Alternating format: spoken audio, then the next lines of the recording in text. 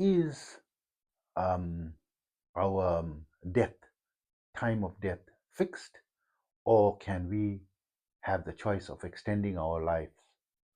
So, this is a very controversial topic, and there are arguments in favor of both sides from different schools of thought and different philosophies, even from the scientific side as well. Of course, scientific taking the approach that you have a massive choice in how long you can live, and the quality of your life and your longevity.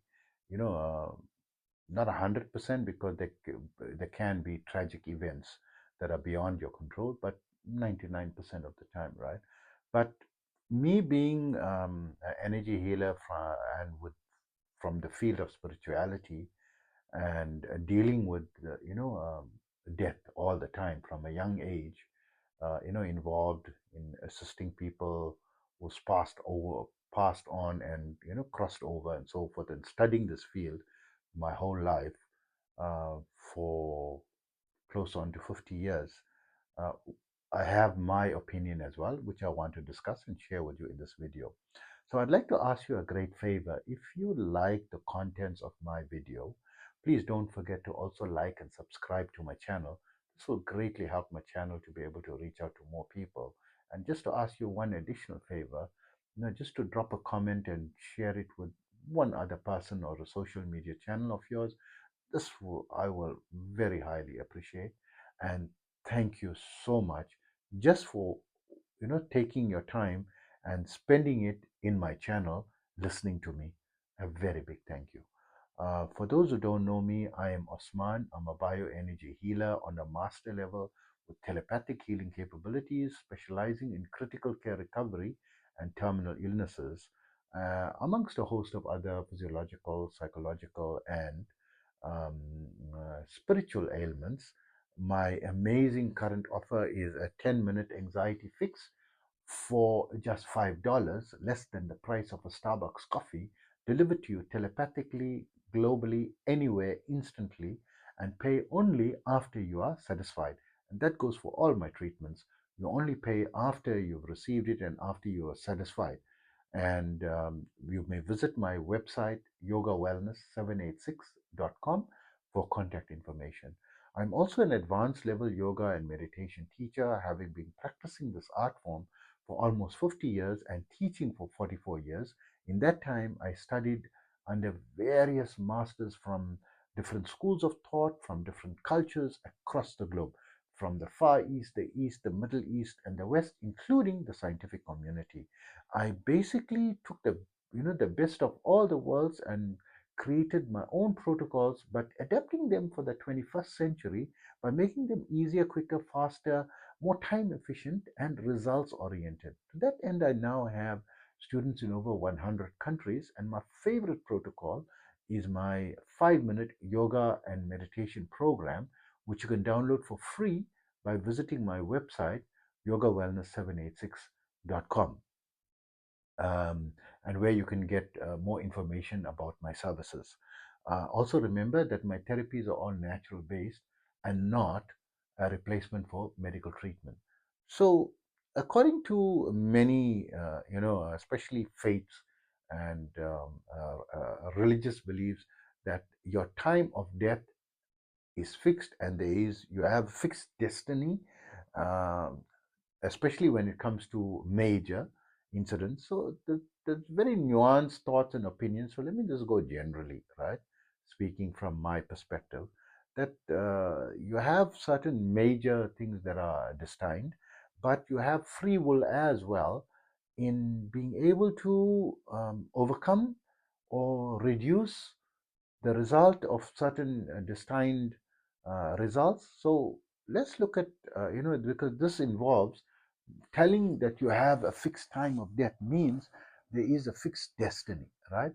So if we look at it from a scientific perspective, that if you do X, Y, and Z, you're going to produce a certain fixed result. If, generally speaking, right?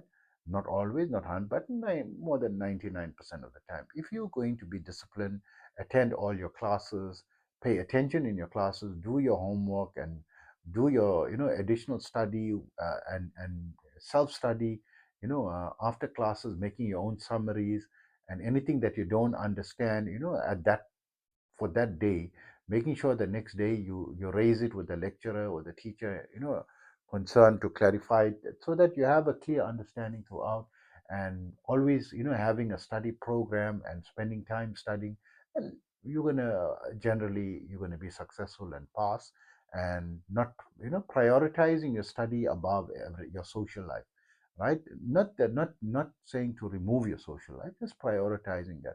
Or you get into a training program, you follow the diet recommendations by your coach, and the training regime, and your hydration and your supplements and so forth, and there's certain number of reps and number of sets, or the distance that you have to jog, and all the protocols you have to follow, you're going to be successful in that field. It's going to marker of success. And if you don't do it, it's a marker of failure. You're going to do involved in dangerous activities, and abusing dangerous drugs that are known to be life threatening, because there's some very easily available drugs that are very cheap, but many people are dying from it, right? And you are creating the definiteness that you're not going to live past 10 years, 5 to 10 years, right? Or your life is going to be a total failure, right? So also you drive recklessly, you're drinking and driving and so forth. You putting yourself at risk to dying from an accident, or killing people in an accident, killing innocent people, right? So is there is my opinion, what's my opinion, is your time of death fixed, and can you change it? So I've studied very deeply that especially when people lose someone who's very young, um, 21-year-old son, right? There were two women in my life, or two people, not women. My uncle lost, my uncle and aunt lost their 21-year-old son, and someone else I was in a relationship with, very close, also lost a 21-year-old son. And both these mothers, it took them minimum 5 years to get over. They were abnormal and totally withdrawn, and all the therapies and everything was not really but helping them to cope, or, to be, but they weren't the same person for 5 years, right? After 5 years, they started to come back to, out of that very deep depression, right? You go into it. So how do you explain? Was it like, when we speak to them, the best justification we can tell them is, look, this person, his time was fixed, it was his time to go, and there's nothing anyone could do, right? But both these people died in car accidents. They were in a vehicle that was, I think probably they were speeding and going at very high speeds. And if they were not irresponsible, right, doing the, I mean, I'm not, I mean, they passed on. We're not saying these people, but the people who were driving or whatever, uh, could their life have been saved? Yes, would not have, gone. But uh, does it mean every person who's reckless is passing away? No, majority of people who's recklessly driving is not passing away, right? And but you're putting yourself greater at risk, and this certainty, your life is very precious. One slip and there's no coming back. There's certain things can happen. There's no retreat, no surrender. In that type of philosophy, that thing is going to come take you. There's no way for you to come back, right, from that. Your body is sensitive. You get damage it to a certain level, you're going to pass on, right? And you're not going to come back. So was that written? Was that thing written? Was it written for you to drive recklessly, right? Sorry for being judgment. Sometimes they are a victim of a reckless driver, of other people's recklessness, right? So was it written that that other person is going to be reckless, and so we should forgive that person because it was written that way, right? Doesn't make sense to me. From So let me give you an example from my energy healing perspective, right? To give you a perspective, right? Um, from my point of view. So I'm specializing in critical care recovery and terminal illnesses, right? So when someone has met with some traumatic event, maybe a car accident, and they are in the intensive care unit and they are not responding to the medications, and that's when the doctor calls the family and asks and informs them that that you can expect the worst, and to prepare for that and to say your goodbyes and to probably whatever prayers you can do, to call on or call on any healers, and that's when they call people like me, right? They don't call me in the beginning, only when all medical hope has been lost, which is very frustrating, but my success rate is so high, around 98%, right? 90, I always, in my website I say 90% because I can't claim more than 90%, but in reality I've been lucky. It's currently, the reality is around 98%, but I'm not healing abroad. At most I've healed about 1,000 people, right? Saved about 1,000 lives, I would say, maximum. And there are 8.4 billion people on the planet, so that's not an indication of a broad thing. I could meet the next one. So does it mean the next every person that I engage, there's a 98 or 99% likelihood that I'm going to save them? No, I tell everyone it's always 50-50. Maybe you are the 2%. 50-50 chance that you are the 2% or that 1%, right? So always say it's 50-50. We don't know. But I have a very good, strong track record, and I'm someone who is very serious about my practice, and I take my healing very seriously. And I didn't put money first, I put the life of others. If I put money first, then I wouldn't be doing this full time. I would be doing, because I'm self employed for the past 29 years. 5 years ago, I decided to do this full time, and I would go back to my previous businesses where I was making very good, comfortable money, right? Yeah, it's not easy. In energy healing, it's not easy to make money. We're charging $5 for a 10-minute anxiety fix. In the internet, I saw nothing less than $35 a session. Although maybe it's possible that there is, but I never see, right? And of course, you're talking to a blind person who can't see, right?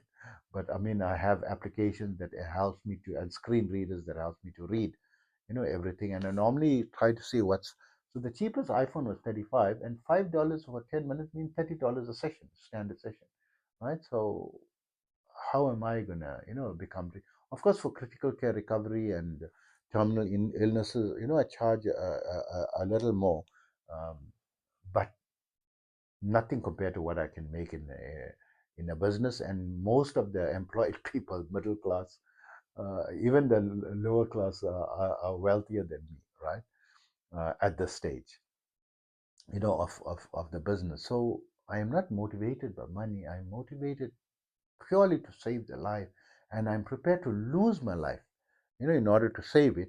And I'm saving. If I did not intervene, they would not. And okay, let's say I was destined to come to them, for argument's sake, right? But I always tell them that the energy I transmitted to them, they feel good within, by the 10th day they're normally walking out of hospital, right? And I tell them this is a false sense of wellness. It is not that they are well, it is borrowed energy which is going to expire. It's going to wear out. It's going to, in 6 to 12 months, you're going to go back to that point that you was in, and you will lose your life if you don't take the necessary steps. You need to take a full 100-day protocol, and you need to follow certain dietary restrictions very strictly, right? If you want a chance for at least 2 to 5 years, right? um, Before you can slowly ease up, in the strictness of the diet, and at least a few sets of, at least a full one set of 100-day, sessions, and working in conjunction with the medical field as well, checking your health markers as well. And I would say majority think I'm just trying to make extra money from them, and they don't hate my, and they feel they're okay, they're fine. They don't come back to me. They don't. Many don't even say thank you, and many didn't even pay me. Um, They were supposed to pay and they didn't. Many happen, and I don't chase after money. And they feel it was through some coincidence, it wasn't from my healing. But 6 to 12 months later, they passed away, right? They passed away means there is a way to elongate your life, because this is scientific. I scientifically using a scientific way, because energy healing is a scientific thing. I transferred my energy and prolonged it, and I know what's going to happen predictably, right? And if they didn't follow or heed it, they just believe in chance, and actually life is not in my control, it's in someone else's control, right? Who am I to say, when they will die and so forth? And they don't listen, and they do die generally, across the board, right? I haven't experienced a single person, that's disobeyed me and lived more than 6 to 12 months yet, right? I mean, I only had about 1,000 experiences, so who am I to know, right? Who am I to speak? I don't have, millions and billions. I don't have epidemiologicals results. I don't have these results over of course, it is, I'm practicing it over a 50-year period, but and I've traveled, to many countries. I have students in over 100 countries. So, in a sense, I'm healing, across the globe, but not large numbers. So 1,000 is not a big number. Not doing 100,000 or, millions of people, right? So, but from my perspective, you can have control of your life, and that control sometimes is taken away, not only from your personal actions but from the actions of other people as well. And you can be an innocent victim to other people's irresponsible behavior or your own irresponsible behavior, or things that you can. They are very often you can take remedial measures. You get warning signals, before the fatal event happens, especially when it comes to health markers. You'll get a mild stroke before you get a major stroke. You get a mild heart attack or start getting chest pains before the major one comes, right? It's usually the third heart attack which is life threatening, usually. Not always. Sometimes one shot come gone, flat out, right? But even, there's so many warning signs that this is, you have to be, wary of your stress levels, wary of your obesity, wary of, what you eat, and don't overindulge in fast foods, and, so forth. All these warning signs are there, but, one doesn't heed them. And is it a surprise, when you come to a point where you having a near death experience, or you're coming close, you're getting warning signs that, and your health is deteriorating. At that point, it's very difficult to reverse things, right? Yes, you can improve it somewhat, and that's what we are here. The medical field is here, healers are here, nutritionists are here, psychologists are here to, to help you, and lifestyle coaches are here, to help you. Positive thinkers are all here to help you to improve and extend your life, right? But it's up to you. You have a choice. I believe that you can have, your life extended, and that your death is not fixed. You can extend it. Of course, everyone's going to die, right, at some point. But we're talking about premature death, right?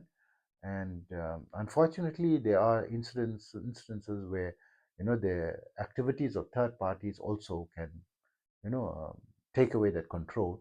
But there is much control in many other ways, you know um, so when someone else is involved or instrumental in your death, take that to be the exception.